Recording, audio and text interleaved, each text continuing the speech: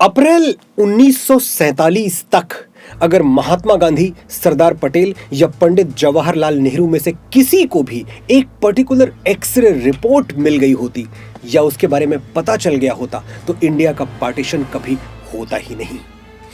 यह रिपोर्ट किसकी थी, कहां छुपाई गई थी और कैसे एक मामूली सी एक्सरे फिल्म में देश का बंटवारा रोकने और एशिया का इतिहास बदलने की ताकत थी, मैं बताता हूं 20वीं सदी का यह सबसे बड़ा सीक्रेट। सिर्फ 2 मिनट मुझे ध्यान से सुनिए। पहले प्लॉट की गंभीरता समझिए। यह एक्सरे फिल्म इतनी क्रूशियल थी कि इसे किसी अनमोल खजाने की तरह छुपा कर रखा गया था। अंग्रेजों का इंटेलिजेंस, उनकी खुफिया एजेंसीज जो बड़े बड़े सीक्रेट्स का सुराग लगाने में माहिर थीं, वो भी ये एक्सरे फिल्म कभी नहीं ढूंढ पाई। ऐसा क्या छपा था इस फिल्म पर? महान फ्रेंच इतिहासकार डोमिनिक लैपियर, जिन्हें भारत सरकार ने पद्म भूषण से सम्मानित किया, वो बताते हैं कि इस फिल्म के बीचों बीच 2 काले काले गोल धब्बे थे, लगभग पिंग पोंग बॉल के बराबर। दोनों धब्बों के चारों ओर एक कटा फटा व्हाइट सर्कल था, जैसे ग्रहण के समय सूरज के चारों ओर दिखाई देता है। इन 2 धब्बों के ऊपर बहुत से छोटे छोटे व्हाइट स्पॉट्स पसलियों को पार करते हुए रिब केश के ऊपर तक जा पहुंचे थे।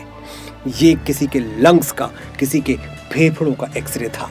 वो पिंग पोंग बॉल जैसे काले गोल धब्बे बता रहे थे कि उतनी दूर के फेफड़े एकदम खराब हो चुके थे। और वो व्हाइट स्पॉट्स, उनसे साफ पता चलता था कि इस व्यक्ति को टीबी हो चुकी है, ट्यूबरकुलोसिस, जो उन दिनों लाइलाज बीमारी थी, एकदम लाइलाज।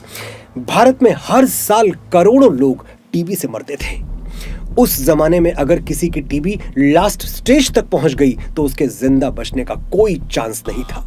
ये एक्सरे चीख चीख कर कह रहा था कि दुनिया के सारे डॉक्टर्स मिलकर जोर लगा लें तो भी उस व्यक्ति को 2-3 साल से ज्यादा बचाया नहीं जा सकता, जिसका ये एक्सरे था, यानी मौत निश्चित थी।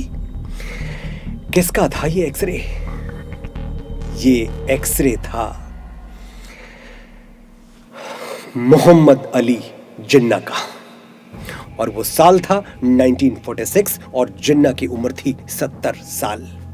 जिन्ना के डॉक्टर मिस्टर पटेल ने उनको साफ साफ बता दिया था कि उनके पास गिनती के दिन बचे हैं। मोहम्मद अली जिन्ना जानते थे कि यह खबर अगर कांग्रेस या माउंटबेटन तक पहुंच गई तो वो पार्टीशन का प्लान कुछ दिनों के लिए टाल देंगे और उनके मरने के बाद मुस्लिम लीग में कोई ऐसा दमदार नेता नहीं था जो पाकिस्तान की पैरवी कर सके, पाकिस्तान बनवा सके। यानी उनका मुसलमानों के लिए एक अलग देश बनाने का सपना उनकी आखिरी हिचकी के साथ दम तोड़ देगा और कफन ओढ़ लेगा।